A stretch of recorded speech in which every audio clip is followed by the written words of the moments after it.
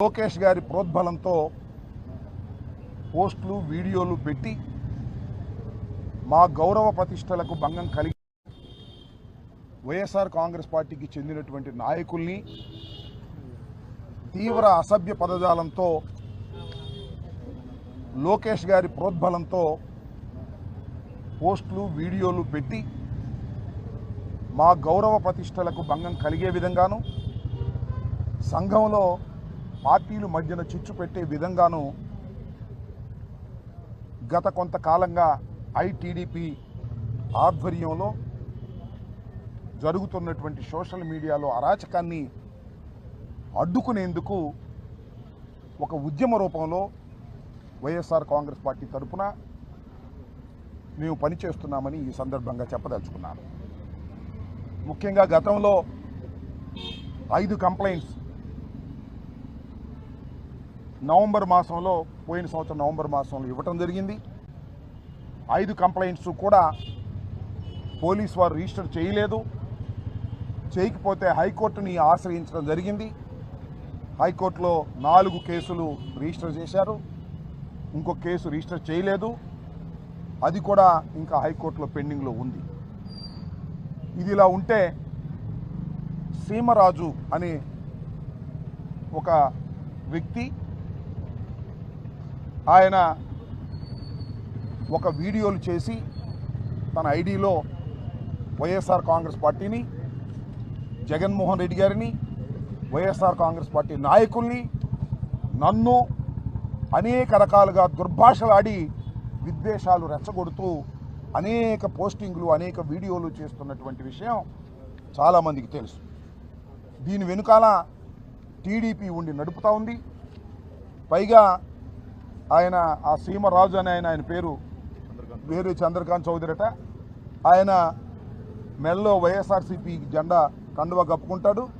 వైఎస్ఆర్సీపీ అంతర్జాతీయ general secretary అని చెప్పి మోసం చేసి చీట్ చేసి ప్రజలను నమ్మించేందుకు ప్రయత్నం చేస్తూ ఉన్నాడు. ఆయన మీద గతంలో కూడా నేను ఇదే పోలీస్ స్టేషన్లో కంప్లైంట్ ఇచ్చాను. But police has not taken any action. Case కూడా రిజిస్టర్ చేయలేదు. మళ్ళా ఇవాళ నేను ఒక కంప్లైంట్ వారికి ఇచ్చి ఆ సీమరాజు అనే వ్యక్తి మీద కంప్లైంట్ డీటెయిల్స్గా ఇచ్చి నేను రసీదు కూడా తీసుకున్నాను. ఎందుకు రసీదు తీసుకున్నానంటే పోలీసు వారు రిజిస్టర్ చేయరని, చేయకపోతే న్యాయస్థానాలను ఆశ్రయించవలసిన అవసరం ఉంటుందని రసీదు తీసుకున్నాను. రసీదు ఇవ్వటం అనేది వారి డ్యూటీ. ఏదైనా ఒక కంప్లైంట్ పోలీస్ స్టేషన్లో ఇస్తే రసీదు ఇవ్వాలి. నాకే కాదు, ఎవరికైనా కేసు రిజిస్టర్ చేసి విచారణ జరపాలి. కానీ మేము ఇచ్చినటువంటి కంప్లైంట్స్కి అలాంటి ఆదరణ పోలీసు వారి దగ్గర రావడం లేదు. కాబట్టి న్యాయస్థానాల్ని ఆశ్రయించవలసిందిగా మేము అనుకున్నాం. ఆ రకంగా న్యాయస్థానాల్ని ఆశ్రయించేటటువంటి కార్యక్రమం కూడా చేస్తూ ఉన్నాం. అది ఒక కంప్లైంట్. రెండవ కంప్లైంటు కిరాక్ ఆర్పి అట. అతను కూడా నా మీద చేస్తున్నాడు, గౌరవ మాజీ ముఖ్యమంత్రి గారి మీద చేస్తున్నారు, రోజా గారి మీద, వైఎస్ఆర్ కాంగ్రెస్ పార్టీ కార్యకర్తల మీద, నాయకుల మీద విచ్చలవిడిగా బూతులు వాడేటటువంటి ప్రయత్నం చేస్తూ ఉన్నారు.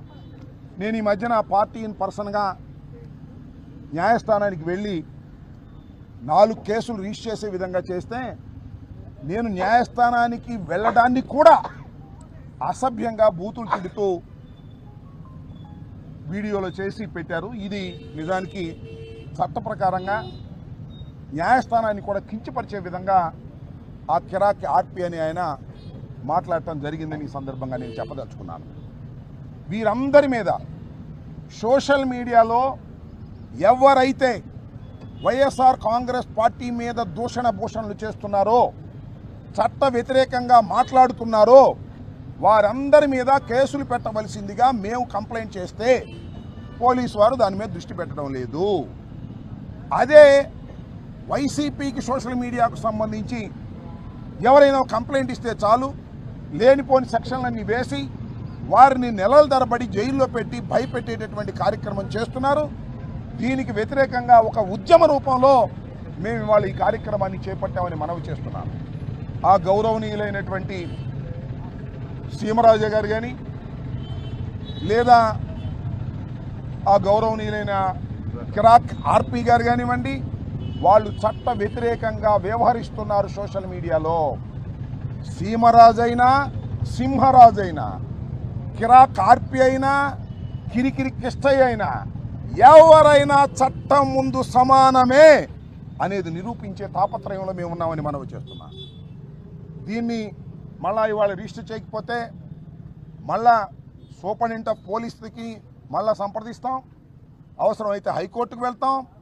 హైకోర్టులో కూడా వారి మీద కేసులు రిజిస్టర్ చేసి చట్ట ప్రకారంగా వారిని అరెస్ట్ చేసేంత వరకు మా న్యాయ పోరాటం సాగుతుందని ఈ సందర్భంగా నేను చెప్పదలుచుకున్నాను. ఇప్పటికైనా పోలీసు వారికి మనవి చేస్తున్నాను, దీనిలో కంటెంట్ ఉంది. ఈ కంటెంట్ ప్రకారం మీరు రిజిస్టర్ చేయకోకుండా తప్పుకుంటే మిమ్మల్ని రిజిస్టర్ చేసే విధంగా న్యాయస్థానాలు ఆదేశిస్తాయి. గుర్తుపెట్టుకోండి. మీరు స్వతంత్రులు అనుకుంటున్నారేమో. చట్ట ప్రకారం పనిచేయవలసినటువంటి పోలీసు డిపార్ట్మెంట్ చట్ట ప్రకారం పనిచేయకోకుండా తెలుగుదేశం పార్టీ గుప్పెట్లో ఉండి తెలుగుదేశం పార్టీ వారు చెప్పిన కేసులు రిజిస్టర్ చేస్తున్నారు. మేమిచ్చినటువంటి చట్టబద్ధమైన కేసులు రిజిస్టర్ చేయటం లేదు. దీని మీద సుదీర్ఘమైన పోరాటం మేము చేస్తామని కూడా ఈ సందర్భంగా నేను మనవి చేస్తూ, ఇప్పటికైనా వాస్తవాలు తెలుసుకొని కేసు రిజిస్టర్ చేసి వారిని లోపల వేసి చట్ట ప్రకారం శిక్షిస్తే కొంతమేరకు సోషల్ మీడియాలో ఉన్నటువంటి ఈ అరాచకం తగ్గుతుందనేటువంటి ఉద్దేశంతో మేము ఈ ప్రయత్నం చేస్తున్నాం. ఇంకా వీళ్ళిద్దరే కాదు, చాలామంది సోషల్ మీడియాలో ఐటీడీపీ పేరుతో చంద్రబాబు నాయుడు గారు, లోకేష్ గారు ప్రోత్సహిస్తే వారి దగ్గర డబ్బులు తీసుకొని మమ్మల్ని ఇష్టం వచ్చినట్టుగా సోషల్ మీడియాలో మాట్లాడుతూ ఉన్నారు. వారందరి మీద ఈ పోరాటం సాగుతుందని, ఇది లాజికల్ ఎండ్ అయ్యేంత వరకు కూడా ఈ పోరాటాన్ని మేము చేస్తామని కూడా ఈ సందర్భంగా మనవి చేస్తున్నాం. ఇఫ్ నెససరీ సుప్రీంకోర్టుకు కూడా వెళ్తామని, సుప్రీంకోర్టుకు కూడా వెళ్తామని ఎక్కడా కూడా సందేహించే ప్రశ్న లేదని ఈ సందర్భంగా నేను మనవి చేస్తున్నాను. నేను ఈ సోషల్ మీడియా కేసుల్లో నేనేదైతే కంప్లైంట్ చేస్తున్నానో దాని మీద యాక్షన్ తీసుకోకపోతే పార్టీ ఇన్ పర్సన్ అంటే నేనే స్వయంగా వెళ్ళి న్యాయస్థానం ముందు హాజరయ్యి నా ఆవేదనను వినిపించేటటువంటి కార్యక్రమం చేస్తున్నాను చట్ట ప్రకారంగా. ఇది కూడా అంతే. వేయకపోతే మళ్ళా హైకోర్టుకు వెళ్ళేటటువంటి కార్యక్రమం చేస్తాం. ఇఫ్ నెసరీ సుప్రీంకోర్టుకు కూడా వెళ్ళి ఎవరైతే సోషల్ మీడియాలో అసభ్యంగా మాట్లాడతారో వారు ఎంత పెద్దవారైనా శిక్ష తప్పదు అనేటువంటి ఒక సందేశాన్ని రాష్ట్ర వ్యాపితంగా దేశవ్యాపితంగా ఇప్పించాలనేటువంటి ఒక ఆతృతతో మేము పనిచేస్తున్నామని ఈ సందర్భంగా మనవి చేస్తూ, పట్టాపురం పోలీస్ స్టేషన్లో గతంలో 5 ఇచ్చాను, 4 రిజిస్టర్ చేశారు. అది కూడా కోర్టుకు వెళ్ళిన తర్వాత, న్యాయస్థానానికి వెళ్ళిన తర్వాత రిజిస్టర్ చేశారు. 1 రిజిస్టర్ చేయలేదు. దాని మీద వారు కౌంటర్ వేశారు. దాని మీద మేము ఆర్గ్యుమెంట్ చెప్తున్నాం నేనే స్వయంగా వెళ్ళి. మళ్ళా ఈ రోజున మళ్ళా 2 కంప్లైంట్స్ ఇచ్చాను వారి మీద కూడా యాక్షన్ తీసుకోకపోతే తర్వాత ప్రొసీడ్ అవుతామని కూడా ఈ సందర్భంగా తెలియపరుస్తున్నాను.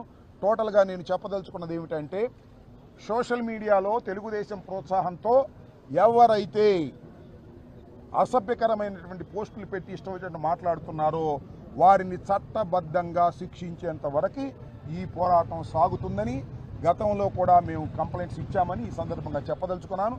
ఇది మా సుదీర్ఘమైన పోరాటం. ఈ పోరాటం చివరికంటూ సాగుతుందని ఈ సందర్భంగా చెప్పదలుచుకున్నాను. ఇంకా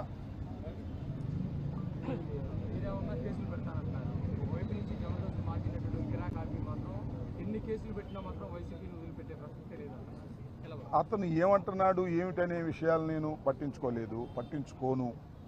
అతను ఆ కిరాక్ ఆర్పి అని ఆయన పేరు వరప్రసాద్ ఏదో అన్నారు. ఆర్పి అంటే రాంప్రసాద్ అంట. ఆయన జబర్దస్త్లో ఇంతకుముందు ప్రొఫెషనల్ ఆర్టిస్టు. ఆయన్ని జీతానికి పెట్టుకున్నారు లోకేష్ గారు అని మాకున్న సమాచారం. ఆయన వదిలిపెట్టడా అంటే చట్టం మాత్రం ఆయన వదిలిపెట్టదు. చట్టం మాత్రం ఆయన వదిలిపెట్టదని తెలుసుకునే లోపల ఆయన చాలా నష్టపోతాడు. అది నేను చెప్పదలుచుకుంది. కిరాక్ ఆర్పి అయినా, ఆ సీమరాజు అని ఆయన ఎవరైనా, ఇంకా ఎంతమంది ఉన్నా చట్ట ప్రకారం ప్రవర్తించవలసిందే. చట్ట ప్రకారం ప్రవర్తించకపోతే పోలీసులు వారి చేతిలో ఉన్నారనో, హోంమంత్రి గారు లోకేష్ గారు కాపాడతారనో మీరు అనుకుంటే అది మీ పిచ్చి భ్రమ. వీటన్నిటికన్నా మించి న్యాయస్థానాలు ఉన్నాయి. న్యాయస్థానాల నుంచి కూడా మేము ఆర్డర్స్ తీసుకొస్తాం. చట్ట ప్రకారం కరెక్ట్ కాబట్టి న్యాయస్థానం ఆదేశం ఇచ్చిన తర్వాత ఎవరైనా కిరాక్ ఆర్పీనైనా ఇంకోళ్ళైనా నన్నైనా నిన్నైనా ఎవరి మీదైనా కేసు పెట్టవలసిందే. దాన్ని ఏదో రుచి చూపించేటటువంటి ప్రయత్నమే ఇది చేస్తున్నాం. కాకపోతే ఒక రోజు అటు ఇటు కావచ్చు, 2 రోజులు అటు ఇటు